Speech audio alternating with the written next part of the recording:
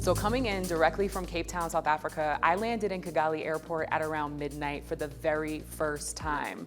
Now, I knew that the Visit Rwanda crew was gonna be there waiting for me. What I did not know is that they were gonna be at immigration with cameras rolling before I had the chance to even look in the mirror and settle myself. We are here, we are in Rwanda, and it's been a long time coming. Okay, first off, look at our truck. It's giving like jungle chic, and I'm absolutely here for it.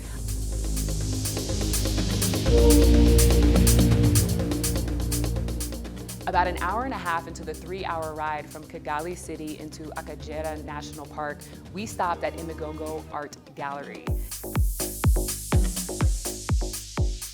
Imigongo is an absolute vibe. It's a cafe meets farmer's market, meets restaurant, meets art gallery, where you can also get your favorite spirits on the go, and I absolutely love it here.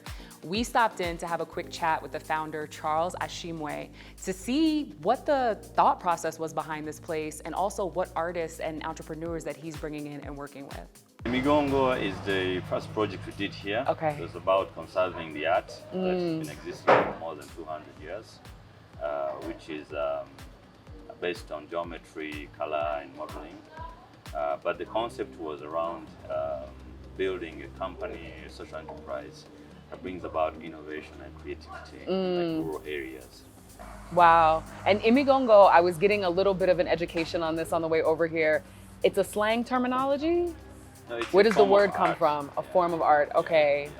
It's our classical art, which is based on geometry, color, and modeling. You see many patterns drawn out in different areas. They're gorgeous. You've seen it in black and white, yeah. And different things.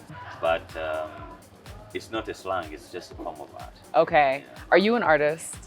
I would call myself, yes, but I'm also like primarily a social entrepreneur. Yeah. But I love art a lot. I love getting inspired into modeling and doing things and creating things. The art culture is so important that there's entrepreneurs that help be able to make it a business. Because a lot of times as an artist, I play both sides as well. And a lot of times as an artist, when you're just in that artistic mode, you don't know how to navigate the business. And you need somebody to kind of come in and bring it to fruition, which I think is what you've done here. It's gorgeous. Charles actually created a lodging extension right across the street from Imigongo. And so now, if you want to split your trip up between Kigali and Akagera Park, you actually have a really beautiful and quaint and quiet place where you can stay. So fun fact, all the traveling that I've done around the world, I've never gone glamping. I've never stayed in one of these glamping tents. So here we are at Ruzizi Tented Lodge inside of Akagera National Park. And let me tell you something, the elements are everywhere. As their staff was walking me to my tent, we heard this loud groan coming from the waterfront in front of my treehouse, turned around and looked, and there was a hippo, one of the world's most dangerous animals, poking its head up outside of the lake. And I could not believe it. And that was just the beginning. We were having lunch and we saw 2 other hippos that were there on the dock by where we were all posted up. So needless to say, I dropped all my stuff after gawking at my beautiful tent that they have at Ruzizi, and I canceled the boat trip that we had. Because here's the deal. It's one thing to know that hippos may be around. It's a completely different thing to see them and hear them chilling right where you're supposed to get on the boat, right? Like, I love my life. Ultimately, it ended up working out really, really well because instead we did a hilltop sunset wine situation. And let me tell you something, Rwanda, thank you for having your beauty set the tone for me for 2023. It was absolutely one of the most stunning views I've ever seen in my life. It was so peaceful and so beautiful to just be inside of the elements. And I just want to thank the Ruzizi staff and the lodging. It was absolutely amazing and really tranquil to set this part of the trip off.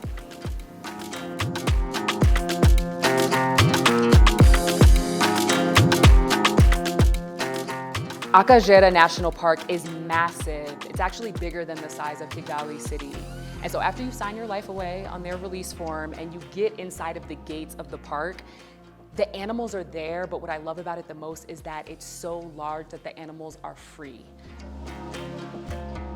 You have everything there. You're gonna find your big five. We saw all of the big five except for lions. We're talking about buffaloes on buffaloes, giraffes, elephants, impalas, boars, all the way to like a mass exodus, it seems like, of zebras that were everywhere. We even saw a leopard. There were so many animals, and just having them be so organically in their own elements was one of the most amazing experiences I've ever had. As many of you probably know, poaching is a huge issue when you're talking about national parks like this one. And so they have a whole bunch of systems and processes that help them identify and regulate intruders that may get into the park illegally. With that being said, we got a behind the scenes look at all the goodies that they use to keep track of all of the people as well as the animals that are within the inside of the park. But in addition, and probably the most interestingly, we ended up at the K9 unit. So this is what I'm gonna say as a disclaimer. What you're gonna see may be a little violent, but I promise you, no person nor K9 got harmed in the filming of this content. This is literally a part of their training, their biting training specifically, so check it out.